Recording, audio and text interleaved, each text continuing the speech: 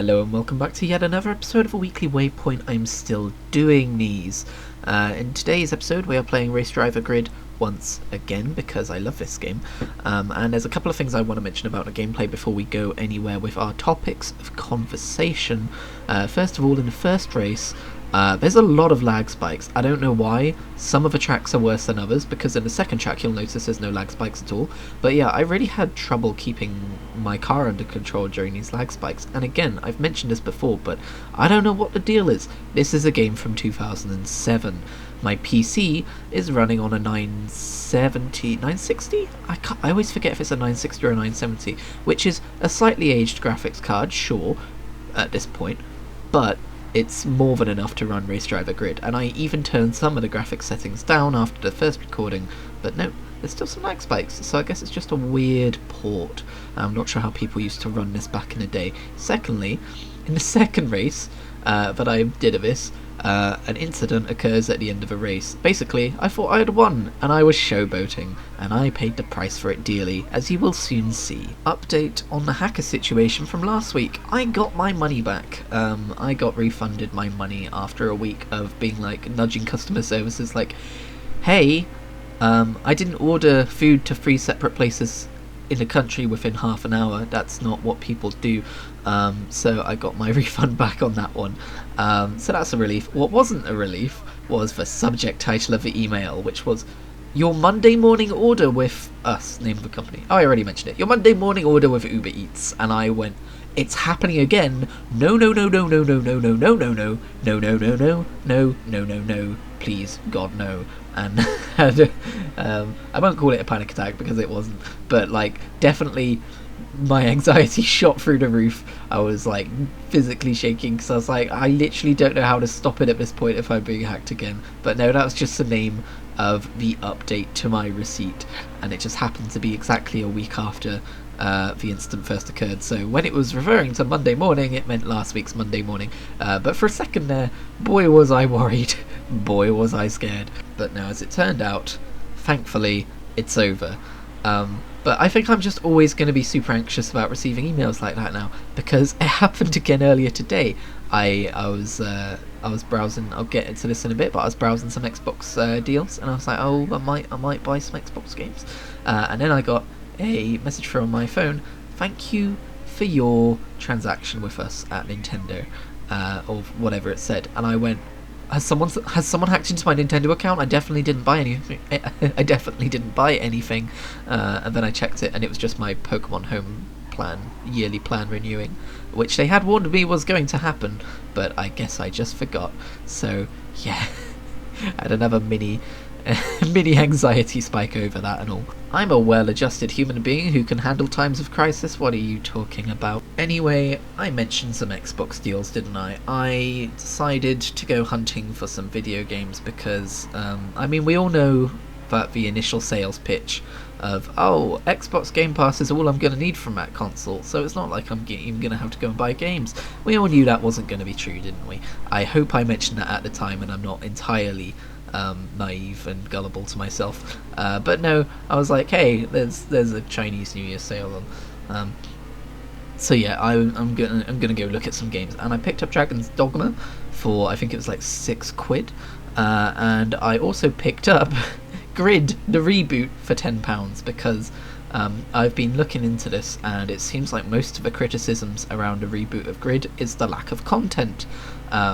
And the base game was £7.50, but the version of the game with season 1, 2 and 3 of content updates was just £2.50 more at £10, and you shouldn't have to buy a deluxe edition of a game to get a decent amount of content for a game. I'm not saying that, but what I am saying is I'm really curious about it, and also I'm missing a good track racer on Xbox.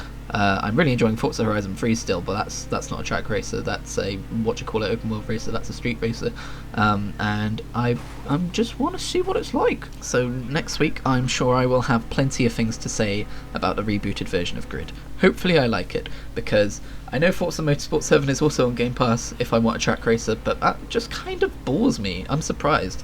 This is coming from someone who last year spent a lot of time with Gran Turismo Sport and really enjoyed that game.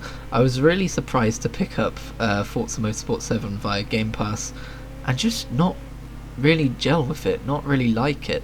It's a good game, but it just seems like, I don't know, like maybe it's too simmy, because this particular Grid game feels kind of arcadey. I know everyone says Grid 2 is the arcadey one, but the way these cars handle is kind of weirdly lightweight, and I don't quite know how to put it into words, but all the cars in Forza Motorsport 7 just kind of felt rigid and stagnant in a way. I don't know. It's been a while since I played it, so I'm only kind of half remembering it, but I was surprised at how familiarly boring it was in terms of relation to Gran Turismo. I knew what I was getting into with Gran Turismo Sport, so that was fine, but Forza Motorsport 7 I was surprised by. So yeah, I've picked up those two games in the sale. Dragon's Dogma I picked up just because I feel like I should have it. I haven't really played through... I think I've played through... It might have been a PlayStation Plus game for PS3 at some point, and I think I played through maybe the first hour of it, and I remember liking it. God, this was such a long time ago now, it's basically going to be a new experience to me. And I was just like, well, £6.50, I'm pretty sure, like, the version on Xbox is like the remastered version or whatever, because it wasn't a backwards compatible title, so it must be.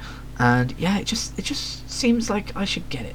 But at the same time, I've realised that a lot of my game purchasing habits from back when I used to play primarily on PC were based around, oh, that's a good game, apparently I should buy that while it's cheap.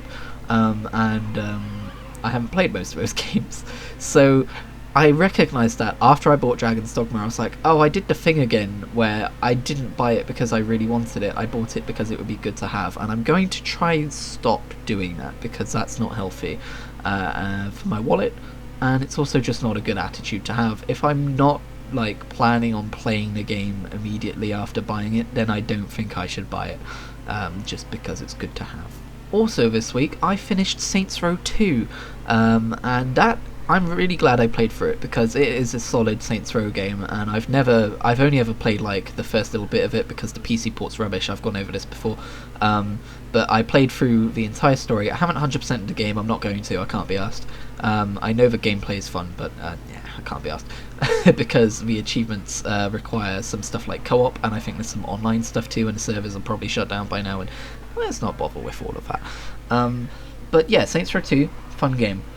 So then I went on to Saints Row the 3rd Remastered, which I'm not sure if I mentioned or if it's happened since the last weekly Waypoint, but I did pick it up because it's like 12 quid or something, and it just looks like an absurdly good remaster. I don't know why they put that much effort into remastering it. I know people love that game, but like it seems a bit random and out of the blue that they did that.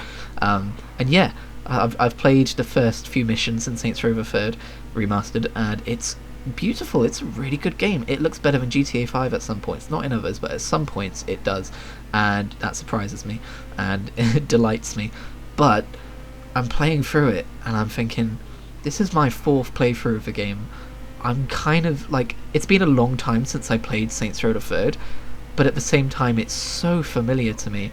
The reason I enjoyed Saints Row 2 was because it was a Saints Row entry that was unfamiliar to me, and couple that with the fact that the voice actor's changed, and the British guy in Saints Row the 3rd isn't the same as the British guy in Saints Row 2. He's more gruff, he's less funny.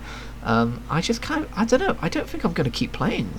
Like, I really appreciate the remaster, I think it's really good, but I think I'd appreciate it a lot more if this was my 2nd playthrough, and not my 4th.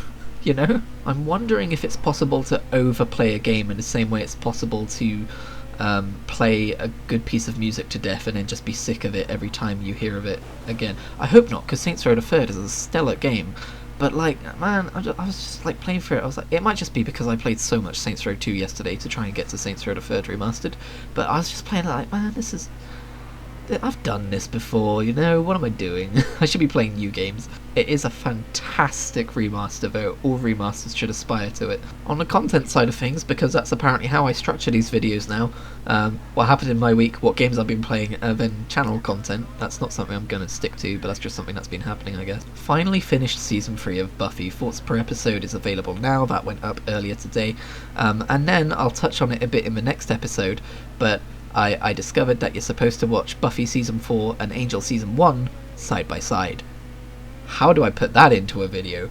You're gonna find out when it's uploaded. But damn, that was a headache I had last night for a little bit. Either way though, I'm excited to give it a try and see what Angel is like. I'm having to watch it on All 4 because it's not on Amazon Prime, but All 4 is a UK video on demand service based on what's been airing on Channel 4.